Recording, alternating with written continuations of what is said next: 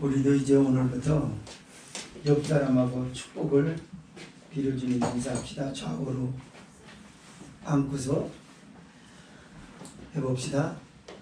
은혜 많이 받읍시다. 축복 많이 받으세요. 건강하세요.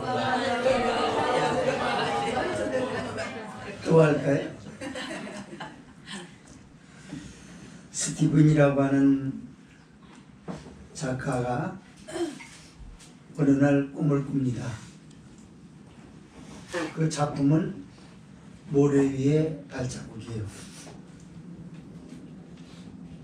어느 날 모래밭에 두 발자국이 나 있는 겁니다.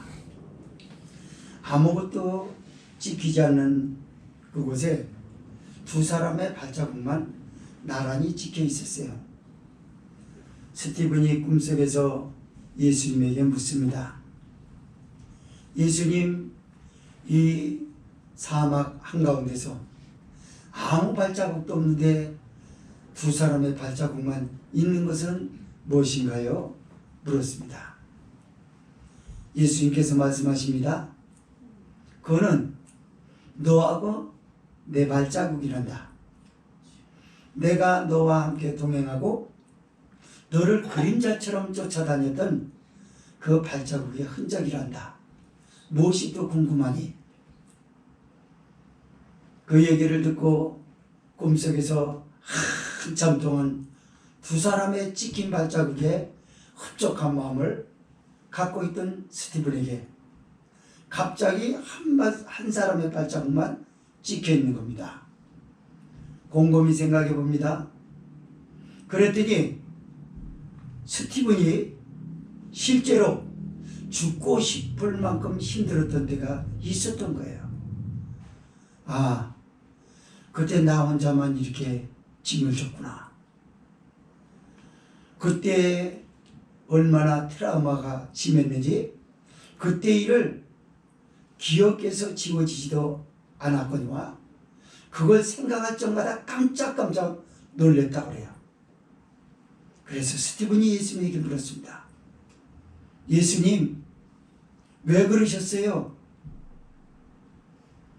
주님은 아무 말도 없으시고 빙그레 웃으시면서 그냥 쳐다보시면서 뭔가 여운을 남기는 듯합니다.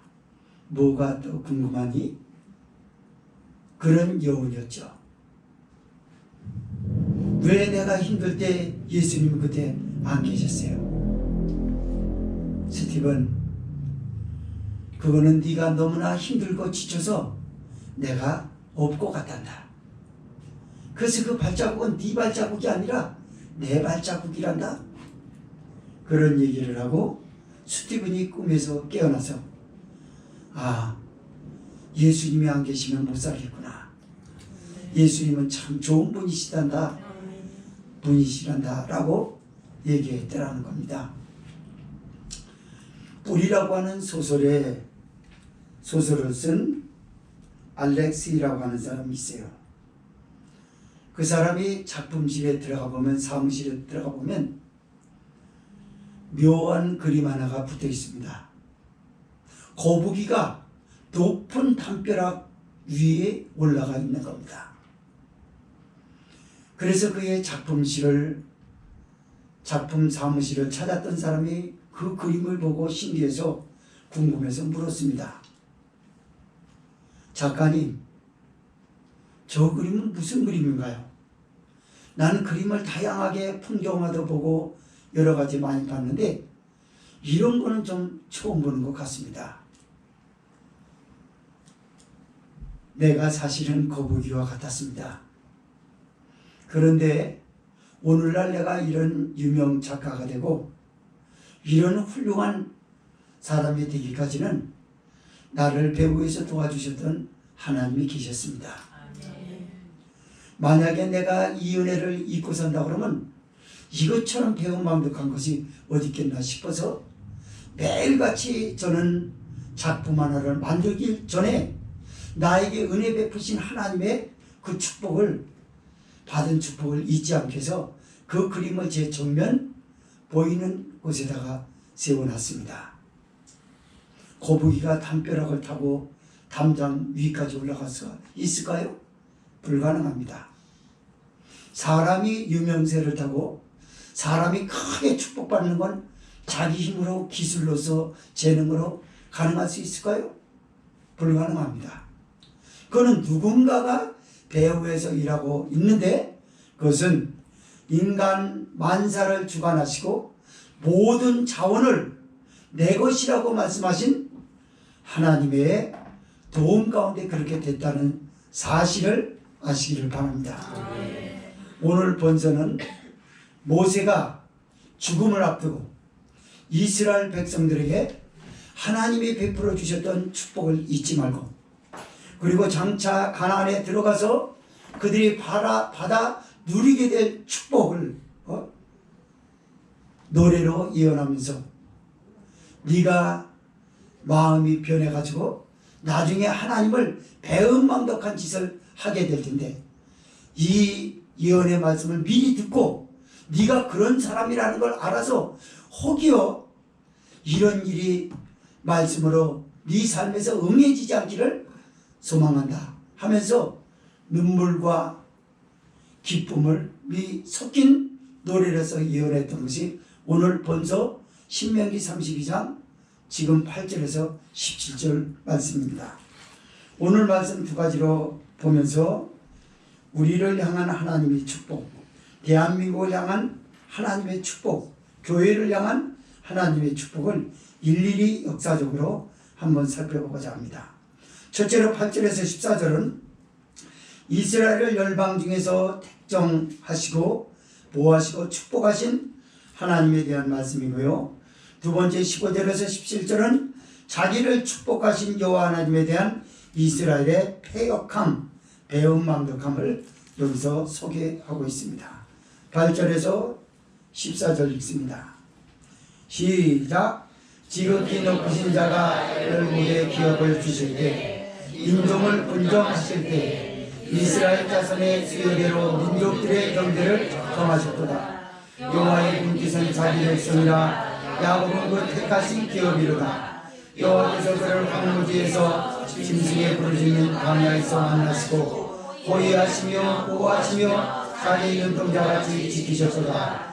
마치 독수리가 그 보금자리를 어지럽게 하며 그 새끼의 높을 거리며 그 날개를 펴서 새끼를 받으며 그 날개 위에 돛이 없는 것 같이 여호와께서 홀로 그들을 인도하셨고 함께한 다른 신이 없어도다. 여호와께서 그로 땅의 높은 곳을 타고 다니게 하시며 밭의 수산을 먹게 하시며 반석에서 꿀을, 굳은 반석에서 기름을 빨게 하시며 소의 젖기름과 양의 젖과 어린 양의 기름과 바산 소산의 수양과 염소와 지극히 아름다운 밀을 먹이시며 또 포도즙의 붉은 술을 마시셨도다. 아멘.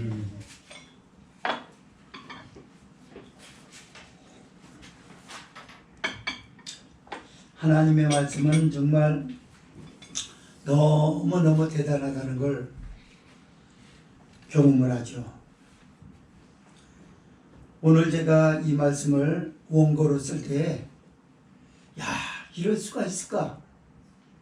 이런 하나님의 축복이 있었단 말이지? 라고 하는 걸 이스라엘을 시작해서 우리 대한민국을 성령이 조명한 대로 여기서 가슴 뭉클하게 발견을 했습니다. 오늘 본서에 보면 지극히 높으신 자가 라고 말합니다. 하늘 위에서 우주 만상을 주관하고 계시는 여호와 하나님 아버지를 말씀을 하는 거죠. 그런데 그분이 역사가 시작될 때, 그분이 열방의 기업을 주실 때라고 합니다. 그리고 인종을 분정하실 때라고 해요. 자, 지구상에는 백인이 있고 화인이 있고 흑인이 있고 흑인종이 있어요. 그리고 열방 국가들은 별의별 국가가 다 있습니다. 그런데 하나님의 세상 역사를 시작하실 때 하나님의 관심과 하나님의 눈도장은, 눈은 어디에 가 있냐면 아주 미약하고 작은 나라에 주목하고 있었다는 것을 여기서 말씀하려는 것이죠. 여호와께서 열방의 기업을 주실 때 즉 말하자면 바다에서 먹고 사는 나라가 있을 것이고 산을 자기의 터전으로 삼고 사랑하는 민족이 있을 것이고 평야를 끼고 바다를 끼고 강가를 끼고 사는 민족이 있을 것이고 별의별 민족이 다 있어요. 그들에게 기업을 주실 때 그리고 백인, 황인, 흑인 이렇게 수도 없는 사람들을 분종하여 일일이 나누고 계셨을 때 이스라엘 자손의 수요대로 민족들의 경계를 정하셨다라고 합니다. 감동한데요, 가만히 있게. 여러분, 이게 무슨 말이냐면 하나님이 도장을 꽉 찍은 거예요. 이스라엘이라고 하는 작은 나라에 저와 여러분을 말하는 거예요. 티끌 같은 존재. 여러분, 우주가 얼마나 큽니까? 우주만상이. 거기다가 이 지구가 얼마나 커요? 그런데 지구에서 교회라고 하는 것 보고 이스라엘이라고 하는 걸 보고 저와 여러분을 보면 어떤 점의 경점이 없어요. 아무것도 없어요. 있는 등 많은 등 하는 것. 큰 것들이 많이 있습니다. 세상에는 엄청나게 화려한 것들이 많아요. 그렇지만 하나님은 거기에 관심 없었어요. 하나님은 창세 때부터 구원하시기로 예정하시고 작정하셨던 작은 나라 이스라엘을 한가운데 두고 열방의 기업을 주시고 인종들을 만드셨다는 놀라운 사실을 여기서 말씀하고 있어요. 성령에 감동된 모세가 말하는 것입니다. 구체적으로 설명하자면 이스라엘아, 이런데도 불구하고 너는 그런 자부심도 없느냐? 성령이 교회에게 말씀하십니다. 참복된 교회야 너희 교회가 작지만 하나님의 관심을 받고 있고 하나님의 눈두장을 받고 있다는 건 왜 그런 것이냐? 예수께서 피값으로 세우신 교회가 아니냐? 너희들은 예수님의 피로 죄사함을 얻고 네가 예수님을 구주로 영접했다라고 하는 그 고백이 수시로 변덕스럽게 바뀔는지 모르지만 그래도 하나님은 너를 사랑하고 너를 관심 있게 보고 너라고 하는 사람을 너에게 관심을 두고 불꽃 같은 눈으로 너를 지켜보시면서 주변에 그렇게 네가 부러워하는 나라들은 하나님의 관심 속에 들어가지 않고 오직 네가 들어갔다고 하는 데 대해서 너는 가슴이 뭉클하지 않느냐라고 하는 것이죠. 우리 대한민국은요, 제가 책에서 보니까 역사적으로 전쟁이 934번인가 있었더라고요. 그러니까 6.25 등난까지를 말하는 것입니다. 934번의 전쟁이 있었어요. 그러나 934번의 전쟁 중에서 우리나라가 공격다운 공격으로 맞서서 적들에게 대항해 본 적은 없었어요.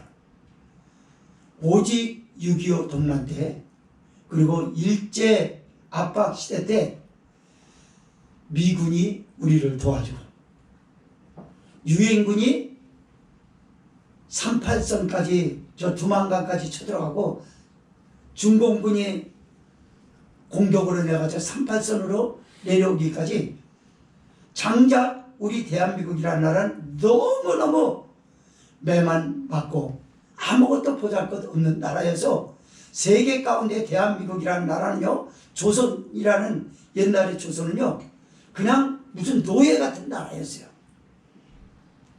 웬일인지 왜느는지 하나님은 작은 나라 대한민국에 관심을 가졌어요. 그래서 1882년도와 1888년도에 선교사님들을 이 땅에 보내주셨습니다. 대한민국 땅 조선 땅에 발을 딛고 사니 조선의 마지막 황제라고 하는 고종과 그의 아들 순종이 다스리고 있는 조선은 가난하기 짝이었고 문맹으로 가득 찬 나라였습니다. 하나님은 선교사님들에게 예수님의 사랑을 마음껏 받았던 걸 네가 거저 받았으니 거저 주라는 사명으로 성령은 그들에게 인쇄술을 대한민국에 가르쳐줬고, 그리고 페니실린이라고 하는 유럽에만 있었던 좋은 약을 만병통치약이었어요. 약이었어요. 우리 어려서 페니실린. 무조건 아프면 그냥 페니실린. 여기에 나타난 상처만 있으면 페니실린 하나 받고 아까 준 게 하나 딱 바르면 끝나는 빨간 약 턱 바르고 나면 다 나는 거. 났어. 마음의 병도 났었어요. 먹을 것이 없어가지고 코를 질질 흘리면서 먹을 것이 없어서 손 벌리는 아이들에게 껌을 주고, 저도 껌을 받아 먹었어요. 그리고 여러 가지 카라멜 미륵구라고 그럽니다. 그거 미륵구를 받아 먹고, 초콜릿을 받아 먹고, 우유 딱딱한 거 그거 배급을 받아 먹었어요. 돌멩이 이만한 거 가져옵니다. 가져와가지고 그거 이빨로 깨물어도 돌처럼 딱딱해서 안 부셔져요. 그걸 녹여 먹는 걸 갖고 와서 끓여 먹기도 하고. 그래가지고 미국이 우리나라에게 도와주고 우리가 하나님의 은혜로 미국을 도구로 사용했던 그 축복은 말할 수 없이 커요, 여러분. 제일 먼저 예수님을 받고, 아멘. 먹을 걸 받고, 아멘. 문맹을 깨뜨려 버렸습니다. 그래서 배제 학교, 연세 학교, 이화학당, 가장 명문 교육의 전당 중에서 가장 명문이 어딘지 아세요? 이화학당, 배제학당이. 그래가지고 거기서 시작이 돼가지고 오늘날 세계 교육률이 대한민국 1위가 됐어요. 여러분 그걸 알아야 돼요. 일본 사람들도 대학 나온 사람 비율로 딱 잡으면 우리나라한테 턱없이 부족해요. 우리나라는 뭔 대학이 그렇게 많은지 작은 나라에서 별의별 대학이 다 있어요. 알지도 못해요. 그래가지고 이제는 하나의 대학이라는 게 평준화가 됐어요. 옛날에는 우리 어려서 대학 그러면요 꿈도 꾸지도 못했고요. 그냥 석사, 석학이라고 그랬어요. 그냥 한마디로 부를 때 그랬거든요. 그런데 이게 평준화가 돼버렸어요. 하나님의 베푸신 축복이 얼마나 크냐고 말해요. 여호와의 분깃은 자기 백성이라 말합니다. 야곱은 그의 택하신 기업이로다 라고 말합니다. 자기 백성인 이스라엘, 택한 백성 야곱은, 야곱이 가지고 있는 뉘앙스가 뭔가요? 야곱이 가지고 있는 이미지가 뭔가요? 매를 맞고 형에게 쫓겨다니고 얼마나 연단을 많이 받았어요. 그러나 야곱의 인생의 말로는 해피엔딩으로 끝났습니다. 아멘.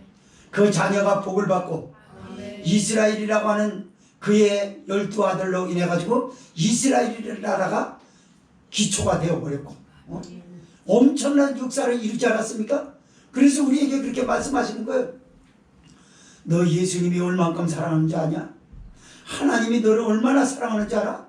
성령이 너희 교회를 얼마나 사랑하는지 알아? 아멘. 여러분 교회에서는요 예수님의 이야기가 자주 나와야 돼요. 아멘. 성경 말씀이 나와야 하고 아멘. 성경 말씀이 이 시대를 향해서 몰랐던 역사적인 것들, 인생들에 대해서, 삶에 대해서 해석을 해줘야 되는 것이 하나님의 기쁨인지 믿으시기 바랍니다. 아멘. 하나님이 우리에게 축복해 주셨어요. 오늘 말씀의 10절 같은 경우에 보면 우리를 하나님께서 인도하신 것을 말씀합니다. 그가 너를 황무지에서 짐승이 부르짖는 광야에서 너를 만나시고 호위하시고 보호하시며 자기 눈동자같이 지키셨도다. 나 이거에 원고 쓰면서 아까 얘기했잖아요. 이 감동이요, 이 전이라는 이 저기를 이거 쓰려고 그러면 8절 하나에서 아마 50페이지 쓰겠어요. 그냥 얼마나 그냥 쓸 게 많은지. 시간이 아쉬운 거예요. 오늘 한 5시간 설교해 볼까요? 그래서 그냥 점심 먹고서 2시에 먹고서 또 시작하고 또 설교 듣고 그래 볼까요? 우리도 윤석전 목사님처럼 저도 5시간 맨 자리에서 서서 기도할 수 있어요. 성령이 그렇게 원하신다면 충분히 하고도 남죠. 어쨌든 간에 우리를 인도하신 걸 말합니다. 우리 대한민국과 이스라엘과 여러분의 삶에서 가장 연단이 있었던 황무지, 짐승의 부르짖는 광야에서 너를 만나시고라고 합니다. 광야 그러니까 눈물 날라고 그러네요. 제가 회사에서 화상을 입고 우리 집사람 나 때문에 많이 울었어요. 우리 아들 저 아들도 많이 울었어요. 우리 아빠 살려달라고. 난 지금도 그때 생각만 하면 가슴 뭉클한 게, 우리 영호가 동생네 집에 가 있었어요. 근데 어느 날 다녔는데 영호는 어디 가서 옥상에 올라가서 울더래요. 그리고 우리 아빠 고쳐주세요 그리고 기도했다고 그러더래요. 물어보니까. 그래서 다 울었대요. 그 고모를 비롯해서 다 듣고 나서. 아이고 저 아이가 7살 먹었는데, 그때 7살이었거든요 제가 다쳤을 때. 7살 먹은 애가 그 어른들하고 그 가족끼리 안 모여있고 혼자 옥상에 올라가가지고 우리 아빠 고쳐주세요 살려주세요 그랬다고 그래가지고 그것 때문에 다 울었다고. 그래서 그 이후에 나한테 얘기 들려줘가지고 우리 또 한 번 울었거든요. 참 고마운 아들이에요 정말. 하나님이 물론 그렇게 하셨죠. 그렇습니다. 짐승의 부르짖는 광야 끔찍합니다. 사건이 그날 나를 삼키려고, 화상이 나를 삼키려고 짐승처럼 포효하고 으르렁댄 걸 나는 들을 수가 없었어요. 영적으로 내가 무뎌 있었기 때문에. 누군들 그걸 들을 수 있었겠어요? 하나님만 아시죠. 그 소리를 들었으면 아마 두려움과 공포에 있었을 겁니다. 여러분도 한번 지나간 날을 돌이켜보세요. 황무지가 뭔가요? 생명이 존재하기 어려운 곳이에요. 거기는요 짐승의 부르짖는 소리밖에 없어요. 온통 사건 사고가 짐승처럼 지금도 으르렁대고 있습니다. 청와대를 폭격을 퍼붓겠다느니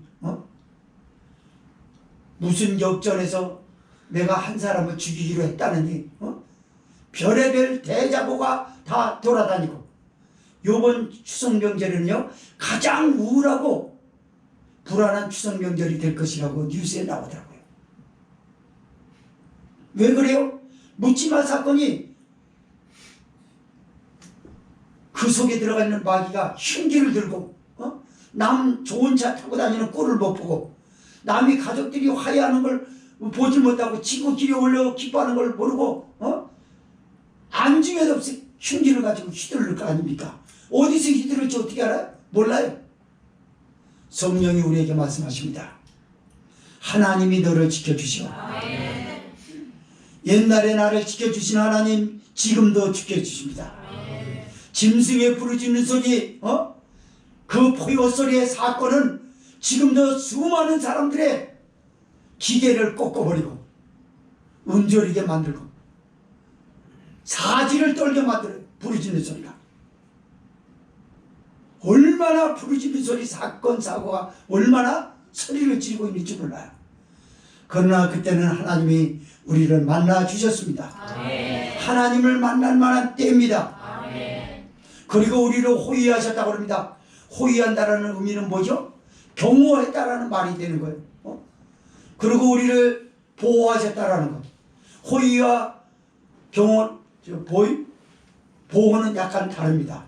보호는 이런 걸 말하고, 호위는 호위무사가 우리를 딱 지켜서 상대방들로 인해서 들어오지 못하게 하는 경호를, 그런 이미지를 담고 있어요. 그리고 자기 눈동자같이 지키셨다고 그래요. 얼마나 우리를 사랑하는지. 여러분, 식물 외에 생명체들이 위기를 맞이했을 때, 위험을 당했을 때 민첩하게 가장 반사적으로 행동할 수 있는 게 뭔지 알아요? 제일 빠른 게 뭔지 알아요? 눈 깜빡이네요. 눈 깜빡이. 나무들보다 눈 깜빡거리는 거 사람처럼 똑같이 빠르더라고요. 이것도 느린 줄 알았어요. 이렇게 감았다 이럴 줄 알았어요. 그럼 감았을 때 끝나겠죠. 근데 눈은 빠르더라고. 이러고 나무들보다 느리지 않습니까? 이러고 그 잡혔다 하면 죽는데요. 근데 그것도 또 잘 맞힌대. 저기서 공격하고 올라고 그럴 때 느리게 가면서 오면서 딱 잡는다고. 발톱이 이게 10cm, 7cm에서 10cm. 그래서 이게 나사처럼 생겼어요. 그래서 이렇게 닫으면 못 빠져나갑니다. 그래서 그 느린데도 살아남는 거예요. 그리고 짐승들이 알아요. 저거 내가 갈 때 저거 이러고 있을 텐데 못 가겠다. 자기 동족 중에 잡힌 걸 봤거든. 그러다 느린 게 아니에요. 그게 하나님이 얼마나 멋있습니까? 남들 보기엔 답답하게 이러면서 가는 것 같아도 잡히면 죽는 거예요. 그리고 나무늘보가 열매고 뭐고 안에 먹고 싶은 거 잡아서 실패하는 게 없대요. 다른 동물은 못 따고 막 그런 게 많은데 나무늘보는 딱 잡으면 잘라버린대 그거를. 그렇게 대단하다. 하나님이 다 먹여주시는 걸 말하느라고 제가 그러는 거예요. 우리를 얼마나 사랑하는지요. 자기 눈동자같이 지켜줬다잖아. 눈 깜빡이는 건 근데 하나님은 눈 깜빡이야 안 깜빡이야? 안 깜빡입니다. 불꽃 같은 눈으로 졸지도 아니하시고 주무시지도 아니하신다. 생명체는요 사람이고 짐승이 간에 다 졸아요. 물개도 졸다 나가자 빠지는 거 봤었죠. 펭귄이요 이렇게 하고 있다 졸고 꾸벅꾸벅 하다 졸더니 뒤로 확 자빠지더니 얼음바늘로 떨어져 미끄러 내려가더라고. 사람 졸려보세요. 이거 견디라. 우리 하나님은 안 좋으십니다. 그리고 불꽃 같은 눈으로 우리 교회를 지켜보세요. 저와 여러분을 지켜주십니다. 이 하나님의 은혜를 우리가 어떻게 잊을 수 있겠느냐 그 말이에요. 다만 우리에게 연단이 없었던 건 아니라고 말씀을 하시죠. 시간차 같은 경우에 무슨 연단입니까? 독수리가 자기 둥지를 어지럽게 하고 날개를 너풀거리며 자기 새끼 위에 너풀거리며 그러는 거예요. 그리고 그것을 받고 등에 업고 라고 하는 표현이 여기 있어요. 여기 너풀거리며 라고 하는 건 창세기 1장 2절에요. 하나님의 신은 수면에 운행하시냐라고 하는데 단어가 똑같더라고요. 운행이야 운행. 너풀거리며 라고 하는 거. 여러분 독수리가요 새끼가 좀 커지지 않습니까? 그러면 계속 어미가 주는 것만 받아 먹으려고 편안하게 살려고 그러거든요. 근데 어미는 어느 때에 훈련시키는 걸 잘 알아요. 새끼는 몰라요. 새끼는 그냥 안중에 있어서 엄마가 갖다 주는 거 다 먹으려고 그러거든. 근데 엄마는 힘들어서 너 못 먹여 살리겠다 이게 아니라 너도 나처럼 돼야지 왜 애기 짓만 하려고 그러냐. 서훈아 언제까지 너 기저귀 찰래? 언제까지 기저귀 차냐고. 떼야지. 마치 그러듯이 독수리는요 그렇게 한답니다. 그래가지고 너풀거린다는 건 뭐냐면 두 가지 측면에서 그러는 거예요.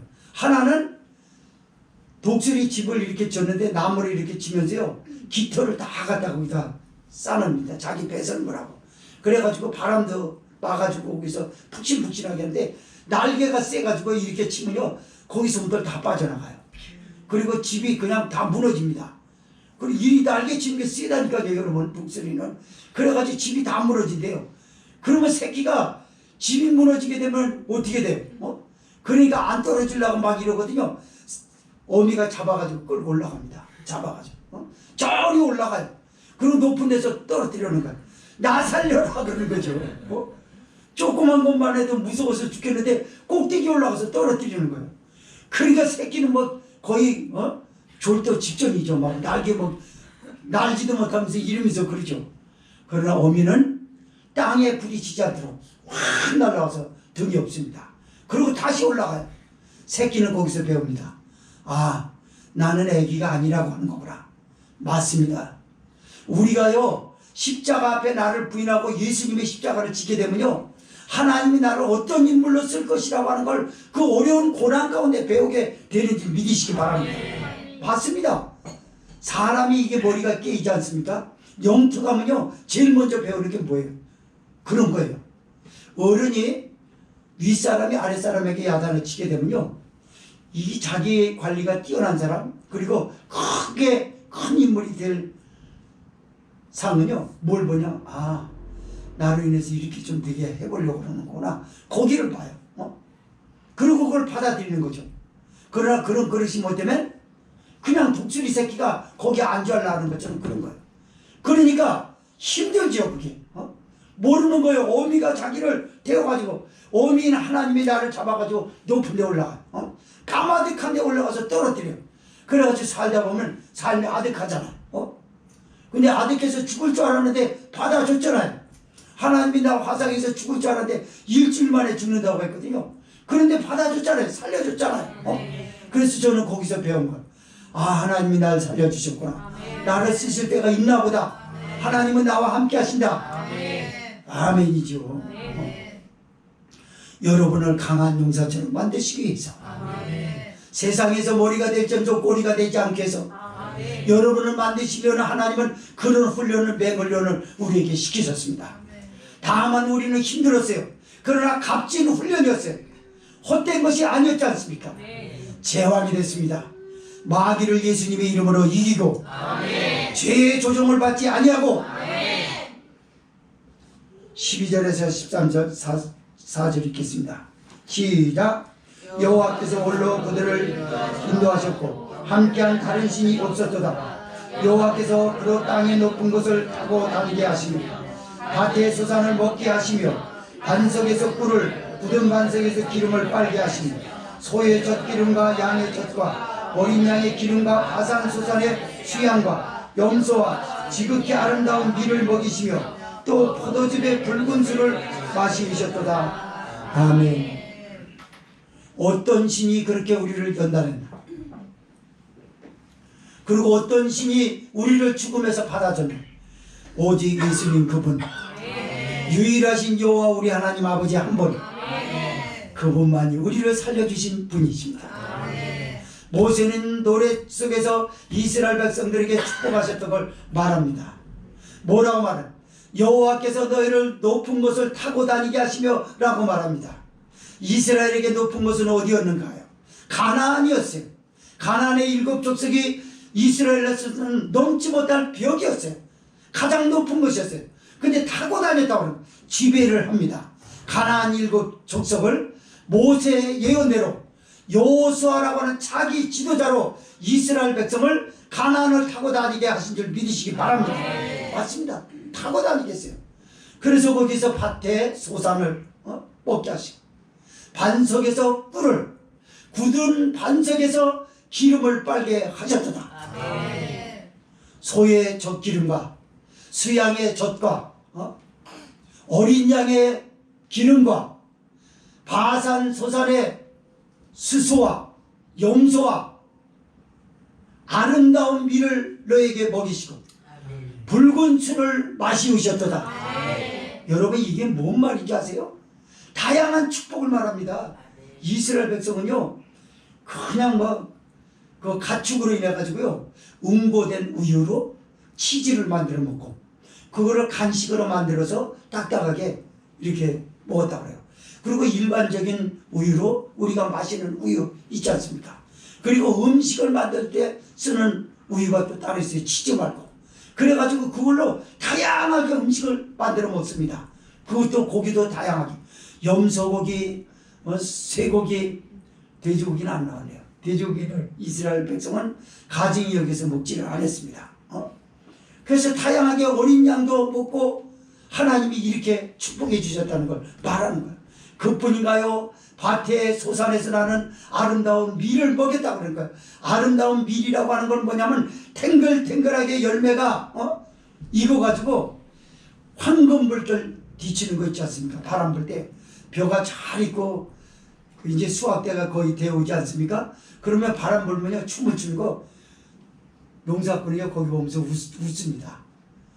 약 주느라고 농간을 하고 모 심느라고 참 힘들었지 않습니까? 그런데 힘든 집이 다 거기서 야 그렇게 큰 수익 가운데서도 저렇게 수확량 저렇게 있구나. 아이고 저놈 잘 컸다. 여러분 그래서 농사꾼은요 그 이삭을 이렇게 한 점 저기 가가지고 아 이놈 푹실푹실하게 잘 컸다. 그러면서 그러는 거 봤어요. 맞습니다. 이스라엘 그런 거. 이걸 우리 대한민국으로 잠시 후에 옮겨서 본다 그 말이에요. 우리나라 얼마나 축복을 받았습니까?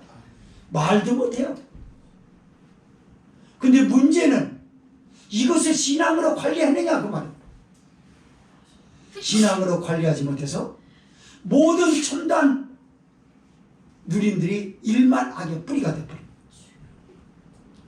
높은 직급으로 사람을 악하게 자기 마음대로 자기 욕심대로 부려먹고 자기 욕심대로 사람을 지배하고 노예로 만들어버리고 돈 가지고 남의 물건을 뺏고 남의 여자를 뺏고 남의 사람을 뺏고 자기가 죽이고 싶은 사람을 심부름꾼을 불러다가 죽여버리고 모든 누리는 것이 일만하게 뿌리가 되버린 거예요.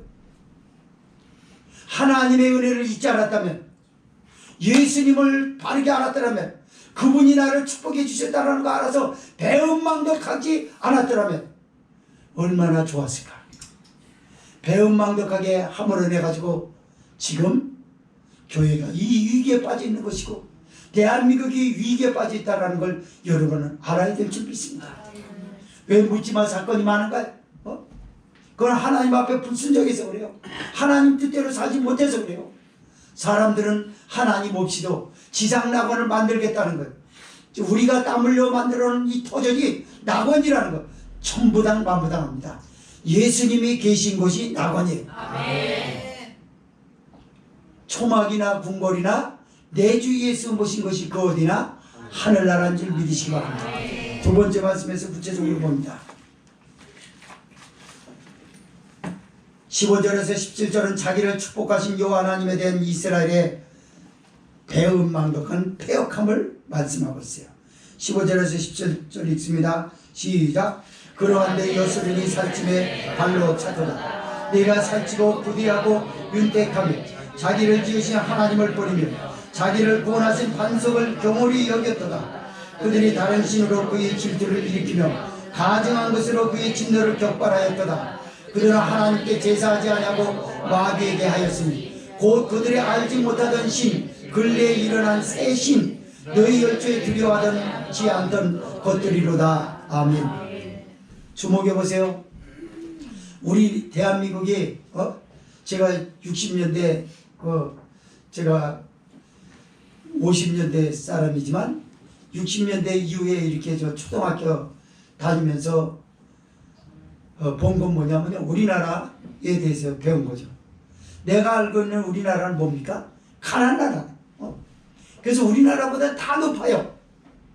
그런데 어느 날 예수님이 이 땅에 들어오시더니 예수님을 만나자마자 대한민국이 겁없이 높은 것을 타고 다닙니다. 지금은요 유럽 국가 중에서도 우리나라 우러러보는 나라들이 많아요. 여러분 우리나라 중에 지금 그 교통 있지 않습니까? 버스 그 이명박 대통령이 만들었지 않습니까? 그건 세계가 가장 꼽는 거래요. 어떻게 저기 환승 여러분 그거 그 전산이 까다롭답니다. 그거. 근데 이명박 대통령이 그 아이디어를 낸 거예요. 서울시장 때. 그래가지고 이거 한번 어떻겠냐. 그래가지고 그거 반대는 또 얼마나 했습니까? 무슨 뭐 이상한 뭐 요술의 나라에서 사냐 그러면서 별소리 다 했어요. 해보니까 얼마나 편리합니까? 그리고 그 은행에서 전산 처리돼가지고 돈이 얼마나 공평하게 잘 빠져나갑니까? 버스 값으로 빠지고 지하철 값으로 빠지고 얼마나 잘 해놨어요? 그뿐인가요? 터널 뚫는 거 세계 1위입니다. 터널은 우리나라가 다 세계에 거의 맞는다고 그래요. 그리고 특수한 건축 공법에 대해서는 대한민국을 따라가지 못합니다. 여러분. 거짓된 행동만 하지 않으면 그 화려한 건설을 수백 년 동안 지탱해도 건물이 무너지지 않을 텐데 이 거짓이 문제인 거예요. 왜 그런 거냐? 아까 얘기했죠? 신앙으로 관리하지 못해가지고 사람들이 이렇게 돼버려요. 코로나 3년을 겪어나가지고 교회는 기독교 말살 정책을 펼치려는 정정부에 불중당했습니다. 보기 좋게 하나님의 은혜를 떠나기 시작합니다. 예수님이 필요 없다는 거예요. 여기서 얼마나 경멸스러운 표현을 썼습니까? 우리가 15절 읽었던 것처럼. 그러한데 여수르니요 명예로운 이름을 말하는 거예요. 의로운 이름, 하나님의 축복받은 사람을 얘기하는 거예요. 이스라엘을 말하고 우리 대한민국을 말하고 저와 여러분을 말해요. 그러한데 이 말은 무슨 말이냐? 뉘앙스가 가지고 있는 게 뭐냐?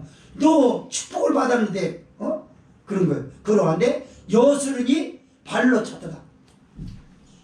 여스르니 살찜에 발로 찼다다. 자, 잘 보세요. 살찌면 비둔하는 걸 말하죠. 비둔하면 움직이는 거동을 싫어합니다. 살찐 사람이 거동 싫어해요. 마른 사람들은요, 대체적으로 다는 아니어도 일반적으로 봤을 때 마른 사람들이 잘 움직여요. 이렇게. 그러나 비계가 기름이 좀 낀 사람들은 그거 안 해요. 그리고 그냥 두루놓아서 뭘 해결해 보려고. 앉고서 뭘 해결해 보려고 그러거든요. 서서 해야 될 일도 앉아서 해버려달라고 그래요. 지금 그런 이미지를 따서 얘기를 하는 거예요. 그러니까 하나님이 축복해 주시니까 기름이 꼈다는 건 뭐냐면 하나님이 축복해 주셔서 누릴 수 있는 여건이 된 걸 말하죠. 근데 살찜에 발로 찼다고 합니다. 여러분, 사람이 귀찮아하고 남을 거부하는 의사표시가 있어요. 눈으로 못마땅해서 그럽니다. 그리고 말로 싫다고 저리 가 이럽니다. 그리고 더 나아가서 뭐라 그래요? 저리 가 손으로 이래요. 그러나 가장 경멸적인 거부의사는 뭘까요? 발로 차는 겁니다. 저리 가라고. 저 북한의 못된 김정은이가 8순이나 된 장군을 발로 차더라고. 우산 가져라. 발길을 툭툭 차면서 담배는 딱 물고서 발로 차면서 뭘 시키더라고. 그런 나라, 그런 사람을 지도자라고 추앙하고, 그런 나라를 두둔하면서 우리나라에서 왜 대화를 안 하느냐라고 하면서 말하는 이 좌파들은 정신을 차려야 돼요. 인권도 없는 나라. 대화를 인격적으로 하려고 그러지. 무력적으로 해서 대화하려고 그러면 돼요? 미사일 하나 쏘고 핵을 만들어서 공격하고. 그게 무슨 대화하자는 거예요, 그게. 대화라는 의미를 잘 알아야지. 그런 사람에게 대화하겠다. 어쨌든 대한민국이 축복을 받으니까 교회가 주님을 발로 쳐버립니다. 귀찮다는 거예요. 예수님 얘기 듣기 싫다는 거예요. 십자가 싫다는 거예요. 이제 내가 복을 받았는데 당신 없어도 얼마든지 잘 살아. 이런 교회인데 여기에. 여스르니 여호와를 만홀히 여겼더라 라고 합니다. 만홀히 여긴 건 경멸한다는 거예요. 무가치하게 만드는 거예요. 여러분, 그러니까 목사님들이 우려하는 게 있어요. 잘 사는 동네일수록 회개 촉구를 안 한답니다. 진짜인지 모르겠어요. 제가 확인한 바가 아니기 때문에. 십자가를 얘기 안 한답니다. 십자가의 삶을 살아야 되는데 예수님을 따라다니려면 나를 철저히 부인해야만이 주님이 내게 주신 십자가를 질 수 있습니다. 그러나 부인하려고 듣지 않는 거예요. 십자가 얘기 듣기 싫어하는 게 뭐예요? 부인 싫어하는 겁니다. 나는 내 마음대로 할 수 있는 자유가 있는데 왜 그러는 것이냐? 종교에서 왜 지나치게 그러냐? 아니, 예수님이 너한테는 종교쯤밖에 안 보이냐? 주님이 너를 사랑하고 하나님이 너에게 축복해 주셔서 너희들을 이렇게 이끌어왔다는 성경이 역사적으로 지금 그걸 증명하고 있고, 하나님의 말씀은 살아온 능력이 있어서 역사를 보지 못하는 까막눈까지 열어서 보게 하는데 넌 지금 모르냐 그거? 주님이 그 종교냐 그게? 예수님이 그 종교로 끝나버린 분이야? 너를 위해서 죽으신 분인데 너 때문에 네가 받아야 할 저주를 대신 받으시려고 십자가에 못 박혀 죽으셨다고. 근데 그 십자가 얘기가 듣기가 싫어? 너 대신 수모를 당하셨는데 그게 듣기 싫다고? 왜 듣기 싫으냐? 잘 사니까? 좀 나아졌으니까? 교회가 이렇게 하고 있어요. 놀랍게도 점점 갈수록 교인들이 성경을 읽지 않아요. 기도하지 않으려고 해요. 자기 몸을 금보다 더 귀하게 여깁니다. 주님과 교통하는 시간을 아까워해요. 죽는 줄 알아요. 여러분, 하나님이 그런 사람에게 은혜 주지 않습니다. 오늘 이 유튜브로 들으실 목사님들이 여러분 계신데 목사님들이 저한테 묻는 얘기가 그래요. 목사님 어떻게 그런 은혜를 받았습니까? 라고 얘기해요. 모르겠어요. 하나님이 내게 주시고 어떻게 원고를 보지 아니하고 성경을 보지 않고도 그렇게 저기에서 딱딱딱딱 맞춰서 할 수 있느냐라고 말하거든요. 하나님이 내게 주신 은혜고요. 하나님이 첫째로 내게 주신 은혜인데 내가 하나님의 은혜 주실 때까지 가만히 있지는 않았어요. 은혜 받을 자리에 가 있는 거예요. 누구보다 더 기도하려고 그랬고 성경을 수박 고달기식으로 안 했어요. 성경에 대해서 깊이 묵상을 합니다.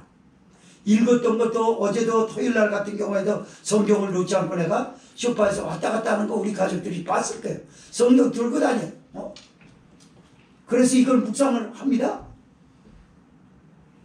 그래 하나님이 그렇게 해야 주시는 것이지 성경을 읽지도 않는데 기도도 하지 않는데 하나님의 은혜를 뭔 은혜를 주실 것 같으냐 그 말이에요. 안 그렇습니다. 여기 만월이 여겼다는 거 그걸 말하는 거예요. 성경을 귀하게 여기지 않냐 네가. 기도하는 게 아까워가지고 그 시간이 아까워서 그 시간 더 기도하면 힘들어 죽을까봐 네 몸 그 알량한 몸 아끼려고 내가 너를 만나고 싶어하는 귀중한 시간도 귀중하게 여기지 않고 대충 땜질하는 식으로 하다 나가버리고 안 되는 거예요. 여러분 발로 찼다라는 것이 얼마나 경멸적인 것이라는 걸 들어보지 않았습니까? 그런데 교회가 주님을 향해서 걸어가고 있다고요. 왜들 그렇게 돼버렸어요? 왜 그렇게 커졌죠 갑자기? 왜 그렇게 교만해졌죠? 이제는 자기 힘으로 살 수 있다고 생각이 드는가 봐요. 그런 사람은 그렇게 합니다. 그러나 주님이 안 된다라는 사람은 그게 되질 않아요. 예수님 오세요. 피곤해 죽겠는데 하나님 앞에 드리려니 기대가 되는 거예요. 기대가 되는 거예요. 우리 딸 토요일날 중고청 예배 드리러 가고 우리들 사모님하고 나하고 하나님 앞에 기도하러 들어가자.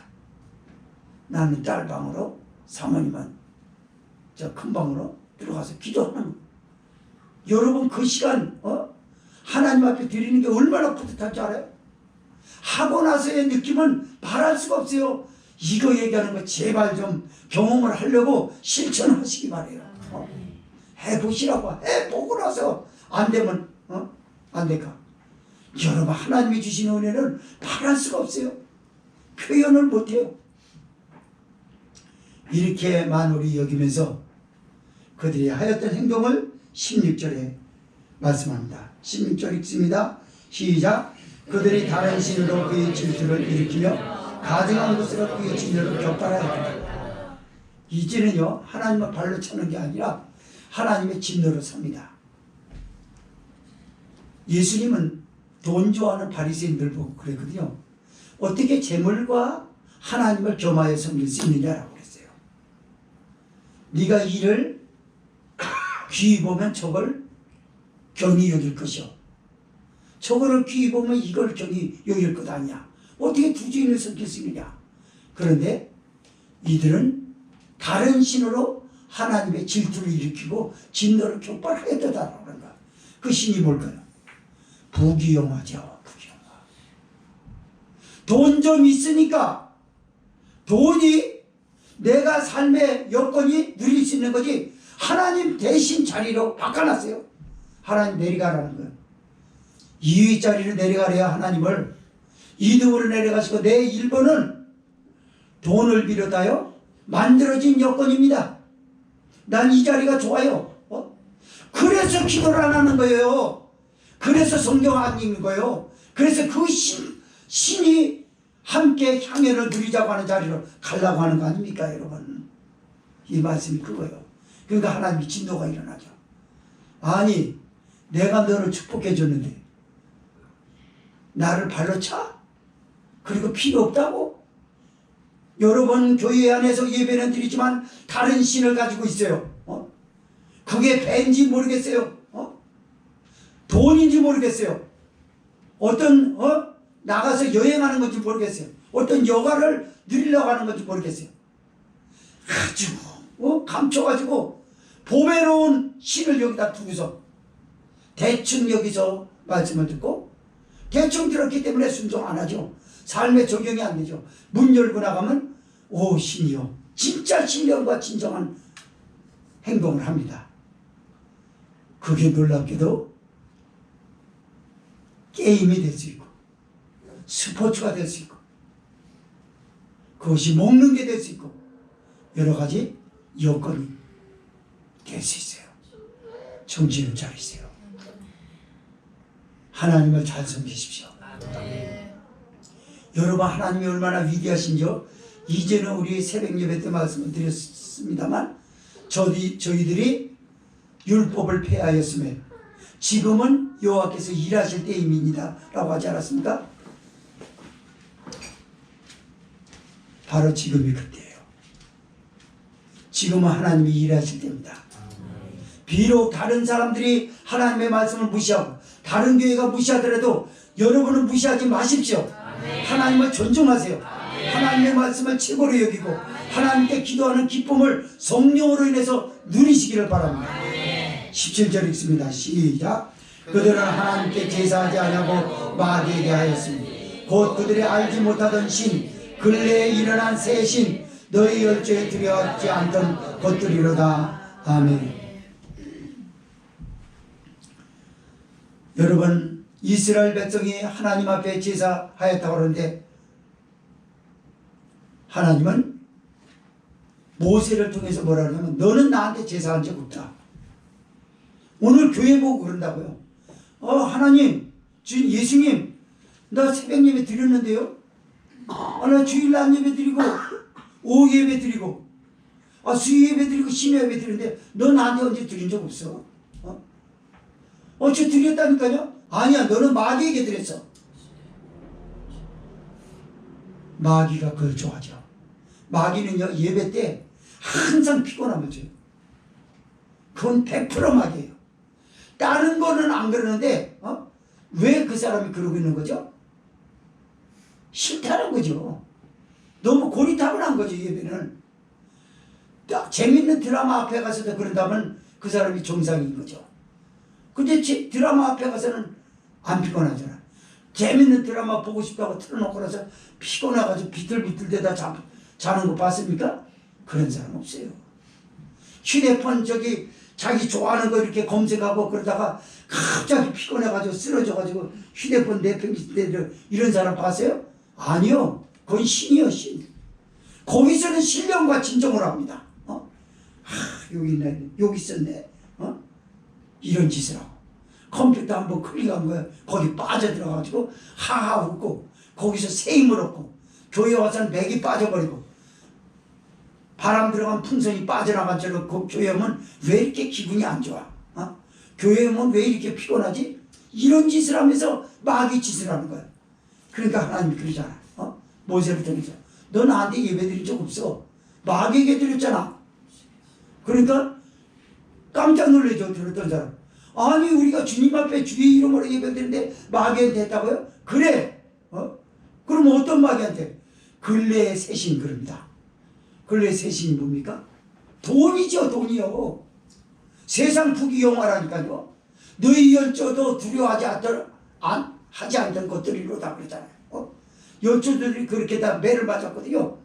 그것만 꼭 배웠다는 거예요. 그래가지고 아주 이제는 마귀에게 제사하고 있다고 하는데도 그걸 못 버리지. 그냥 겁 안 내지. 네가 누굴 겁을 내겠냐? 여러분, 요즘 교인들은 하나님의 말씀에 겁 안 냅니다. 하나님에 대해서 두려워하지 않아요. 하나님을 진실로 경외한다는 건요, 제일 먼저 공경과 두 번째는 두려움이에요. 두려움으로 섬기는 거거든요. 근데 하나님하고 맞먹으려고 그래요? 예수님이 친구라 했더니 아주 그냥 어디까지 상추까지 기어올려고 그런지 몰라도.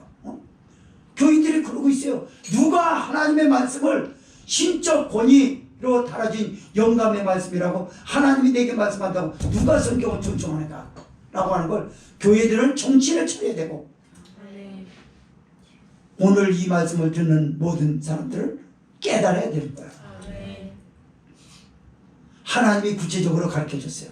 네가 마귀에게 하는 건 뭐냐면 너 그거 있지 않느냐? 뭐요? 돈, 너 그 건강, 친구. 이따가 예배 끝나고 나서 약속해서 계획하고 먹으러 가고 놀러 가고 돼 있는 거 있잖아.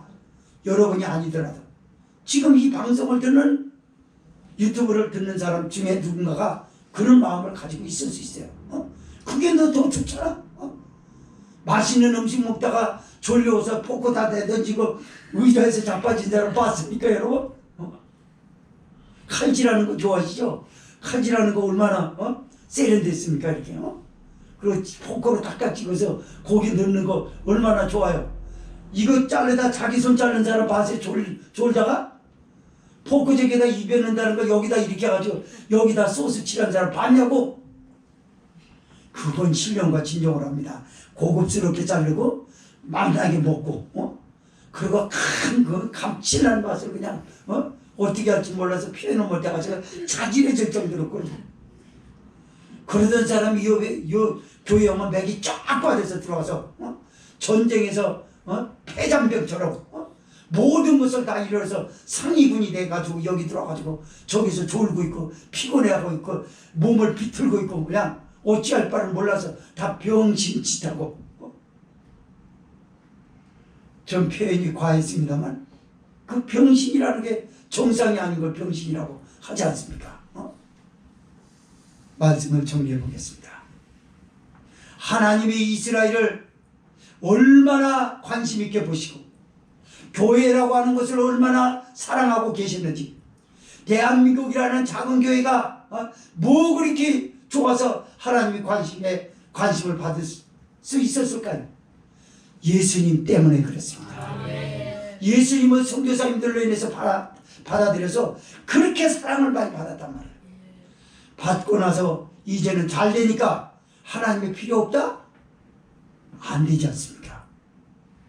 우리 이 말씀 성령이 교회에게 하신 이 말씀을 잘 듣고 여러분 개개인을 먼저 살피세요. 나에게 있는 신 뭘까? 뭘까가 아니에요. 다 많아요. 무엇을 구체적으로 끄집어내야 될까? 잘 결심하세요. 그리고 그걸 끄집어내지 않으면 여러분이 드리는 예배는 하나님 앞에 드리는 예배가 될 수 없을 거예요. 마귀가 좋아하는 거죠. 마귀가 그럽니다. 마귀가 교회 못 가게 하지 않아요. 안 믿는 사람에게 못 가게 하지만 믿는 사람에게 가게 합니다. 가게 하고 죄짓게 하는 거예요. 대충 땜질해. 너 졸고 있어 가서 피곤을 갖다 주는 거예요. 그러면 물 흐르듯이 딱 이러는 거예요. 그러고 나가면 잠이 탁 깨가지고 아주 칼같이 자기 계획에 따라서 움직입니다. 이거는 하나님이 아니죠. 하나님께 예배드린 게 아니죠. 이렇게 호시탐탐 마귀가 교회를 무너뜨리고 우리의 영혼을 지금도 죽이고 있다는 걸 알고 근신하고 깨시기 바랍니다. 하나님 사랑하는 감격을 말씀을 듣고 경험하고 성경을 읽으면서 기도하면서 봉사하면서 하나님 앞에 하면서 성령이 여러분에게 주시는 다양한 은혜를 경험하시면서 하나님 제일주의로 살아가는 우리 교회가 돼서 하나님이 주신 축복을 감사할 마음으로 배은망덕하게 배교하는 일 없기를 주의 이름으로 간곡히 부탁을 드립니다. 동성으로 기도합시다.